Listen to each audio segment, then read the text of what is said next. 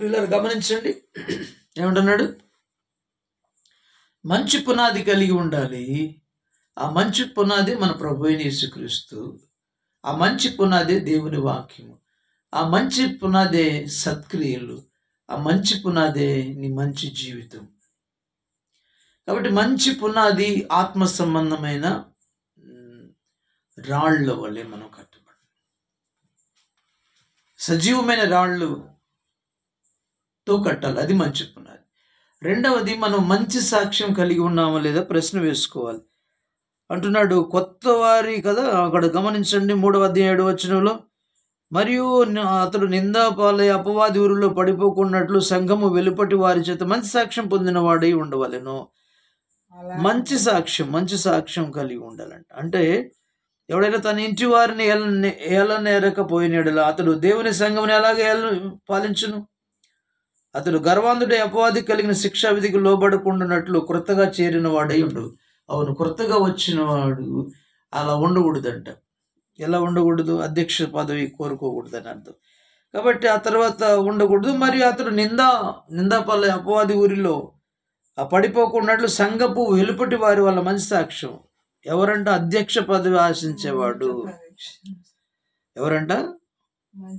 ఎవరైనా అధ్యక్ష పదవి ఆశించిన అటివాడు దొడ్డపనాభిక్షణుడు, ఆ మాట నమ్మదగినది. అధ్యక్షుడు వాడు నిందారహితుడును, ఏకపత్ని పురుషుడును, మితానుభవుడు, స్వస్థత బుద్ధి గలవాడును, మర్యాదస్తును, అతిథి ప్రియుడును, బోధింపదగిన వాడునై ఉండి మద్యపానీయు కొట్టువాడును గాక, సాత్వికుడును, జగడమాడని వాడును, ధనాపేక్ష లేని వాడు, సంపూర్ణ మాన్యత కలిగి తన పిల్లలను స్వాధీనపరుచుకొనుచు తన ఇంటి వారిని బాగు ఏలువాడై ఉండవలెను. ఎవడైనా తన ఇంటి వారిని ఎలనేరకపోయినడలా అతడు దేవుని సంఘమును ఎలాగ పాలించును? అతడు గర్వాంధుడై అపవాదికి కలిగిన శిక్షా విధికి లోబడుకున్నట్లు క్రొత్తగా చేరిన వాడికి ఈ పదవి ఇవ్వకూడదని మాట్లాడుతున్నాడు. ఇవన్నీ కలిగి ఉంటేనే తర్వాత మనం ఇవ్వచ్చునని మాట్లాడుతున్నాం. అలాగనే వెలుపటి వారి వల్ల మంచి సాక్ష్యం పొందాలి. బయట నేనేమనుకుంటున్నారు, ఆ సాక్ష్యాన్ని కాపాడుకోవాలి. మంచి సాక్ష్యం కలిగి ఉండాలి. నిన్ను ప్రజలు ఏమనుకుంటున్నారో దాన్ని నువ్వు, అది మంచి సాక్ష్యం అనేది. క్రీస్తు ప్రభు వారు అంటాడు, నన్ను గురించి నన్ను సాక్ష్యం చెప్పుకున్నా అది నిజమే, సాక్ష్యమే. కానీ నా తండ్రి కూడా నన్ను గురించి సాక్ష్యం ఇస్తున్నాడు. మేమిద్దరంగా ఉన్నాం కాబట్టి మా సాక్ష్యం సత్యమని మాట్లాడుతున్నాడు. మీరైతే నన్ను బయల్జబులని మాట్లాడుతున్నారు, తిండిపోతని మాట్లాడుతున్నారు, దొంగని మాట్లాడుతున్నాడు, ఇలాగ రకరకాల నిందలు నన్ను మోపుతున్నా. కానీ నా తండ్రి మాత్రం నా గురించి సాక్ష్యం ఇస్తున్నాడు. అలానే కొంతమంది శత్రువులు ఆయన గురించి వేరే సాక్ష్యం చెప్పారు. కానీ ఆయన గురించి ఎరిగిన వారందరూ కూడా అంటున్నాడు, పేతురు నన్ను గురించి నువ్వేమనుకుంటున్నావు అంటే, నువ్వు సజీవుడైన దేవుని కుమారుడు అయ్యా, క్రీస్తు అయ్యా, మెస్సేయ అని సాక్ష్యం ఇచ్చాడు. యోహాను అంటుడు దేవుని గొర్రె పిల్లని సాక్ష్యం వెలుపటి వారు వీళ్ళందరూ అంటున్నాడు. యోహాను భక్తుడైన బాప్తిస్మ ఇచ్చే యోహాను గారు ఇది నిజమైన దేవుని గొర్రెపిల్ల, లోక పాపమును మసుకుని పోయి దేవుని గొర్రెపిల్ల అన్న తండ్రి సాక్ష్యం ఇస్తున్నాడు. ఇతను నా ప్రియకుమారుడు, ఇతడు నా ప్రియకుమారుడని సాక్ష్యం ఇస్తున్నాడు. లోకము సాక్ష్యం ఇస్తుందంట. సమరీలందరూ సాక్ష్యం ఇస్తున్నారు. ఏమని? సమరీలు ఏమని సాక్ష్యం ఇస్తున్నారు? ఇది లోక రక్షకుడు. మా సమరీ స్త్రీ, నీవు చెప్పిన మాటలు బట్టి కాదమ్మా, మా మట్టుకు మేము విని ఈయన లోకరక్షకుడిని సాక్ష్యం ఇస్తున్నాం. గ్రంథం అంతా కూడా ప్రియులరా మనం చూస్తే భక్తులందరూ సాక్ష్యం ఇస్తున్నాడు, ఈయన పరిశుద్ధుడు అని. దేవునికి స్తోత్రం. యేసయ్య పరిశుద్ధుడని సాక్ష్యం పొందినవాడు. కాబట్టి మనం కూడా మంచి సాక్ష్యం కలిగి ఉండాలి. దేవుని స్తోత్రం. ఏం కలిగి ఉండాలి? మంచి పునాది కలిగి ఉండాలి, మంచి సాక్ష్యం కలిగి ఉండాలి. ఆ తర్వాత మనం ఇంకా గమనిస్తే కొన్ని మాటలు ప్రభునందు ప్రియులారా గమనించండి.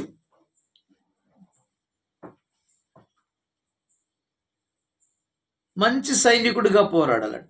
2 తిమోతి 2వ అధ్యాయం 3వ వచనంలో, తిమోతి పత్రికలోని భక్తుడైన పౌలు గారు తిమోతికి రాస్తున్నటువంటి మాటలు, 2వ అధ్యాయము 3వ వచనం, క్రీస్తు యేసు యొక్క మంచి సైనికులే నాతో కూడా శ్రమను అనుభవించుము. సైనికుడెవడు యుద్ధమునకు పోనప్పుడు తన దండులో చేర్చుకొని వానిని సంతోషపెట్టవలని ఈ జీవన వ్యాపారంలో చిక్కుకొనుడు.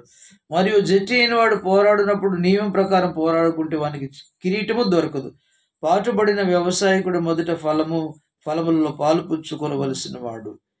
కాబట్టి ప్రియులారా అంటున్నాడు, నా కుమారుడు ఆ క్రీస్తు యేసు నన్ను కృపచేత బలవంతుడుగా నీవు అనేక సాక్షులు ఎదురు నా వలన మంచి వినిన సంగతులను ఇతరులకు బోధించుటకు సామర్థ్యం గల నమ్మకమైన మనుషులకు అప్పగించుము. క్రీస్తు యేసు యొక్క మంచి సైనికులు నాతో కూడా శ్రమను అనుభవించుము. దేవునికి మహిమ. మంచి సైనికుల్లాగా మనం పోరాడండి. సైనికులు కనుక సైనికులలో సోమరత్వం, సైనికులలో మరి భయము, సైనికులలో స్వార్థము ఇవన్నీ ఉంటే వాడు పోరాడలేడు. కాబట్టి ప్రియులారా, మంచి సైనికుడు ఏమంటాడు? మంచి సమరయుడు. దేవునికి స్తోత్రం చెప్పండి. మంచి సమరయుడు సహాయం చేశాడు. అలాగని మంచి సైనికుడు అంటే ధైర్యం కలిగిన వాడుగా సంఘం కోసం, దేవుని కోసం, ఆత్మల కోసం పోరాడేవాడు, ఆత్మల రక్షణ కోసం స్వార్థంతో పోరాడేవాడు కాదు.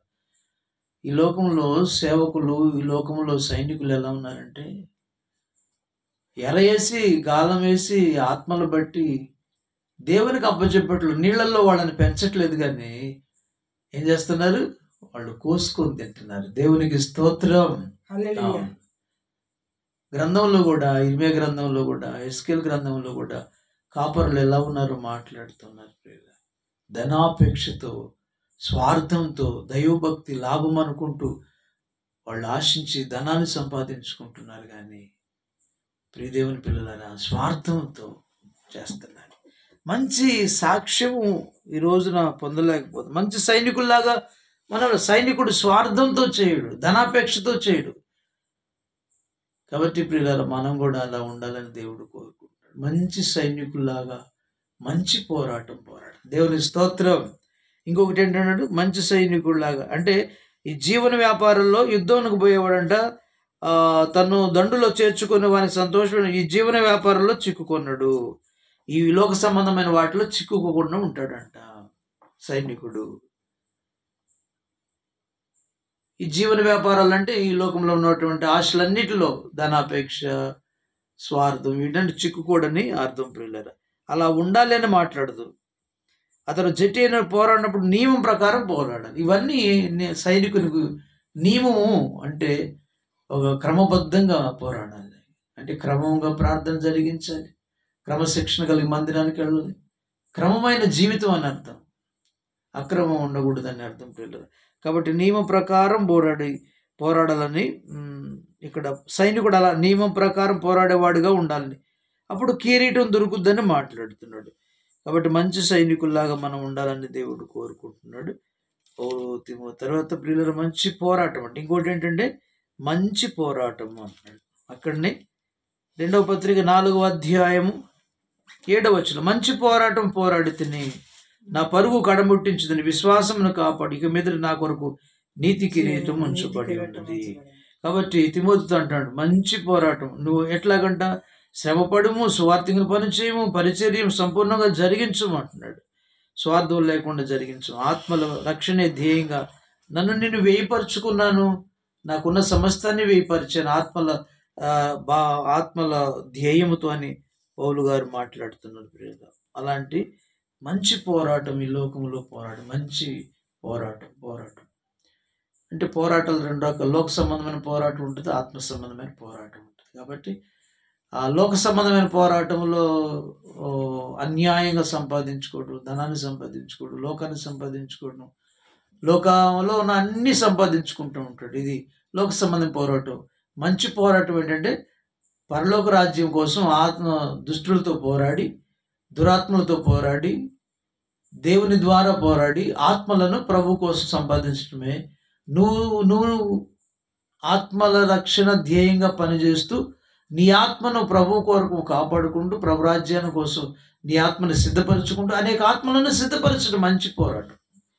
దేవునికి మహిమ కలుగు. అలాగా మనం ఆ మంచి పోరాటం పోరాడాలని, ఆ నియమం ప్రకారం పోరాడాలని, గురి చూడని వాని వల్లే పోరాడకుండా గురి చూస్తూ మాదిరిగా ఉండి పోరాడాలని దేవుని వాక్య భాగం ఉంటుంది.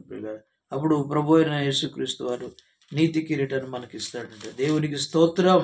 కాబట్టి మంచి పునాది, మంచి సాక్ష్యము, ఆ తర్వాత మంచి సైనికుడిగా మంచి పోరాటం మనం పోరాడాలని దేవుడి వాక్య భాగం సెలవిస్తుంది. కాబట్టి మంచి పునాది తమ కొరకు వేసుకుంటూ అని మాట్లాడుతున్న పౌలు గారు అనేకులకు మేలు చేసేవాళ్ళుగా ఉండాలంటున్నాడు. అక్కడ నెక్స్ట్ భాగం ఏముంటుందంటే, అనేకులకు మనం మేలు చేసేవారుగా ఉండాలి కానీ కీడు చేసేవారుగా ఉండకూడదు. ఒకటి. రెండవది, అనేకులకు సత్క్రియలు అను ధనమును సత్క్రియలు అను ధనము గలవారు. సత్క్రియలు అనేటువంటిది ధనం అంటే భౌతిక సంబంధమైన ధనం కాకుండా సత్క్రియలు అనేటువంటి ధనాన్ని కలిగి ఉండాలంటే మనం, అంటే మంచి పనులు చేస్తూ ఉండేవాళ్ళుగా ఉండాలని, మంచి కార్యములు చేసేవారుగా ఉండాలని మాట్లాడుతున్నాడు. ఇక గమనిస్తే తీతు పత్రికలో అంటాడు కదా, సత్క్రియలను ఆసక్తి గల ప్రజలుగా ఉండడానికి ఆయన తన ప్రాణాలను మన కోసం దారపోసినని తీతు పత్రిక భక్తులైన పౌలు గారు తీతు సంఘానికి తీతుకు రాస్తున్నటువంటి మాటలు 2వ అధ్యాయం 13వ వచనం. అనగా మహాదేవుడును మన రక్షకుడైన యేసుక్రీస్తు మహిమ యొక్క ప్రత్యక్షత కొరకు ఎదురు చూచుచు ఈ లోకంలో స్వస్థ బుద్ధితోనూ నీతితోనూ భక్తితోనూ బ్రతుకుచుండవలెనని మనకు బోధించుచున్నది. ఆయన సమస్తమైన దుర్నీతి నుండి మనల్ని విమోచించి సత్క్రియల యందు ఆసక్తి గల ప్రజలు తన కోసం పవిత్రపరుచుకొని తన సొత్తుగా చేసుకున్నటకు తను తానే మన కొరకు అర్పించుకొనెను. దేవునికి స్తోత్రం. తను మన కోసం అర్పించుకున్నది, తన ప్రాణం మన కోసం పెట్టింది. మనమంట ఎలాంటి వారిగా ఉండాలని? సత్క్రియల యందు ఆసక్తి కలిగిన ప్రజలుగా ఉండాలని, మంచి క్రియలు చేసే ప్రజలుగా ఉండాలని, పవిత్రపరుచుకొని అంట తన కోసం మనల్ని పవిత్రపరిచాడంట, సొత్తుగా చేసుకున్నట్టు తన ప్రాణంను తను అర్పించుకున్నాడని మాట్లాడుతున్నాడు. ఇక్కడనే గమనిస్తే 3వ అధ్యాయంలో కూడా ఆ మాటలు ఉన్నాయి. 14 వచనం. మనవారు నిష్ఫలులు కాకుండా నిమిత్తం అవసరం బట్టి సమయోచితమైన సత్క్రియలను శ్రద్ధగా చేయటం నేర్చుకొనవలెను. దేవునికి మహిమ కలుగునుగా. 8వ వచనంలో, ఈ మాట నమ్మదగినది కనుక దేవుని యందు విశ్వాసం ఉంచిన వారు సత్క్రియలను శ్రద్ధగా చేయటందు మనసు ఉంచినట్లు నీవి సంగతులను గురించి దృఢముగా చెప్పుచుండవలని కోరుచున్నాను. దేవునికి స్తోత్రం. ఇవి మంచివి, మంచివి మనుషులకు ప్రయోజనకరమై ఉన్నవి కానీ అవివేక తర్కములు, వంశావళులు, కలహములు, ధర్మశాస్త్రం వచ్చిన వివాదములు నిష్ప్రయోజనములు, వ్యర్థములై ఉన్నాయి కనుక వాటికి దూరముగా ఉండము. మతభేదములు కల్పించు మనుషులు 1-2 మార్లు బుద్ధి చెప్పిన తర్వాత వారిని విసర్జించము. అటు వారు మార్గం తప్పి తను తానే శిక్ష విధించుకొని వాడై పాపము చేయుచున్నాడని నీవు ఎరుగుదువు. దేవునికి స్తోత్రం కలుగుగా. కాబట్టి ప్రియులారా, సత్క్రియల యందు ఆసక్తి గల ప్రజలు చేయుటకు ఆయన తన ప్రాణాన్ని ఇచ్చాడని అర్థం. సత్క్రియలు ఆసక్తిగా చేయటం నేర్చుకోవాలని మాట్లాడుతుంది. దేవునికి స్తోత్రం కలుగునుగా. కాబట్టి ప్రభునందు ప్రియులు మేలు చేసేవారుగా ఉండాలి. సత్క్రియలు అనే ధనము కలిగిన వారుగా, సత్క్రియలు అను ధనము కలిగిన వారుగా ఉండాలని, ఔదార్యము గలవారుగా, అంటే ఔదార్యము అంటే త్యాగము కలవారుగా ఉండాలి. ధనములు ఇతరులకు పాలిచ్చు వారుగా కూడా ఉండాలని వారిని ఆజ్ఞాపించము. దేవునికి మహిమ కలుగునుగా. అలాంటి వారిగా మనం ఉండాలంట. సత్క్రియ ధనము ఆసక్తి కలిగిన ప్రజలుగా ఉండాలంట, ఔదార్యము గలవారిగా ఉండాలంట, ధనములో ఇతరులకు పాలిచ్చేవారిగా ఉండాలంట. అలా ఉండాలని పరిశుద్ధ ఆత్మదేవుడు ఈ రోజున మనకి హెచ్చరిస్తున్నాడు, ఆజ్ఞాపిస్తున్నాడు.